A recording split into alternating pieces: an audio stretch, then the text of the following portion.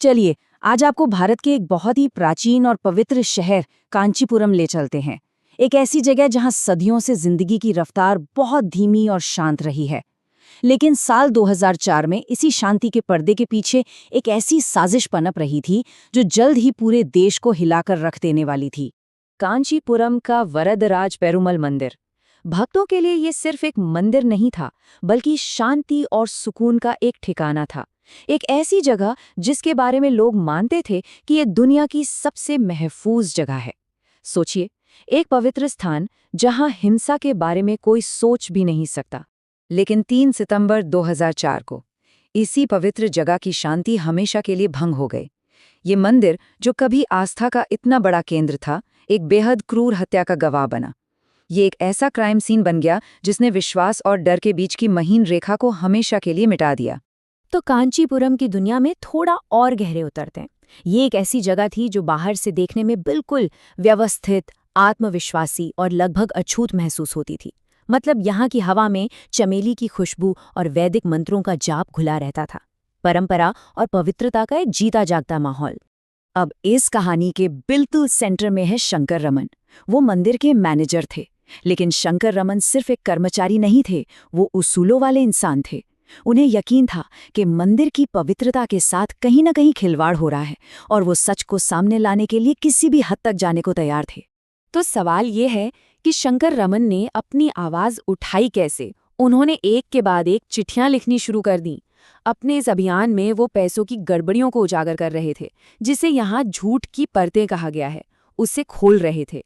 और वो सीधे सीधे सवाल उठा रहे थे शक्तिशाली कांची मठ के कामकाज पर, जो भारत की सबसे सम्मानित और प्रभावशाली धार्मिक संस्थाओं में से एक है। शंकर रमन को इस बात का पूरा अंदाजा था कि वो कितना बड़ा जोखिम उठा रहे हैं। उनका लिखा हर एक शब्द मानो उनकी पीठ पर एक निशाना लगा रहा था। भाई, एक ऐसी संस्था के खिलाफ बोलना जिसकी समाज में इतनी गहरी जड़ें हों, कोई मामूली बात तो थी नहीं। पर वो इसकी कीमत चुकाने को भी तैयार थे। और फिर वो दिन आ ही गया। 3 सितंबर 2004, एक ऐसी तारीख जो कांचीपुरम के इतिहास में हमेशा के लिए दर्ज हो गई। उस दिन कुछ ऐसा हुआ जिसकी किसी ने कभी कल्पना भी नहीं की थी। उस दिन मंदिर का दफ्तर रोज की तरह ही चल रहा था। लोग आ जा रहे थे, कामकाज हो रहा था, मतलब सब कुछ बिल्कुल नॉर्मल था। एक आम दिन का एक आम सा नज़ारा था, जो बस कुछ ही पलों में एक बेहद भयानक मंजर में बदलने वाला था। और तभी कुछ लोग मंदिर के अंदर दाखिल हुए और उन्होंने शंकर मन पर बेरहमी से हमला कर दिया। ये हमला इतना क्रूर और वहशी था कि इसे देखकर साफ लग रहा था कि ये कोई लूटपाट नहीं, बल्कि किसी गहरी पर्सनल दुश्मनी का नतीजा है। और ये सब हुआ दिन दहाड़े उसी पवित्र जगह पर। बस उस एक हिंसक घटना ने सब कुछ बदल कर रख दिया। जो जगह कभी प्रार्थना का घर थी, अब वो डर का ठिकाना बन गई। मंदिर की वो साफ सुथरी छवि टूटकर बिखर गई और उसकी जगह एक असहज टूटी फूटी शांति ने ले ली। ये हत्या सिर्फ एक लोकल ट्रेजेडी नहीं थी, ये एक बहुत बड़े राष्ट्रीय घोटाले की शुरुआत थी। पुलिस की जांच सिर्फ कातिलों को ढूंढने तक ही सीमित नहीं रही, ये एक ऐसी दिशा में आगे बढ़ी जिसके बारे में किसी ने सोचा भी नहीं था। पुलिस की जांच में कड़ियां एक एक करके जुड़ती गईं, क्राइम सीन से लेकर भाड़े के हत्यारों तक। और फिर एक गहरी साजिश से होते हुए जांच का रास्ता सीधे उसी शक्तिशाली कांची मठ के दरवाजे तक जा पहुंचा, जिसकी शंकर रमन लगातार आलोचना कर रहे थे। और फिर जो हुआ वो सच में अकल्पनीय था। पुलिस ने कांची शंकराचार्य को गिरफ्तार कर लिया। सोचिए, एक ऐसे धार्मिक गुरु को जिन्हें करोड़ों लोग पूजते थे, एक जीवित देवता की तरह मानते थे। ये आस्था और कानून के बीच की एक सीधी टक्कर थी। इस एक गिरफ्तारी ने समाज को पूरी तरह से बांट दिया। जहां पहले अटूट आस्था और एक व्यवस्था थी, वहां अब कानून का सवाल और अफरा तफरी थी। जो हस्ती कभी अछूत यानी अनटचेबल मानी जाती थी, उसकी गिरफ्तारी अब एक अकल्पनीय सच्चाई बन चुकी थी। इसने धार्मिक सत्ता की जवाबदेही पर एक राष्ट्रीय बहस छेड़ दी। सालों की कानूनी लड़ाई के बाद इस सनसनीखेज मामले का अंत भी बहुत विवादास्पद रहा।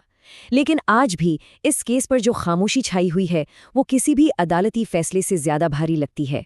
तो देखिए हुआ क्या। 2004 में शंकरारमण की हत्या हुई। उसी साल शंकराचार्य को गिरफ्तार किया गया। इसके बाद 9 साल तक एक लंबी और बहुत ही पेचीदा कानूनी लड़ाई चली। और आखिर में 2013 में गवाहों के मुकर जाने और सबूतों की कमी की वजह से सभी आरोपियों को बरी कर दिया गया और इसके साथ ही पीछे रह गए कई अनसुलझे सवाल। और इसी फैसले ने शंकरन मर्डर केस को आधुनिक भारतीय इतिहास के सबसे अजीब और सबसे ज्यादा बहस किए जाने वाले मामलों में से एक बना दिया। सवाल ये है कि क्या न्याय हुआ या फिर सच कहीं कानूनी दांवपेच में ही उलझ कर रह गया? इस पर अटकलें और बहस आज भी जारी हैं।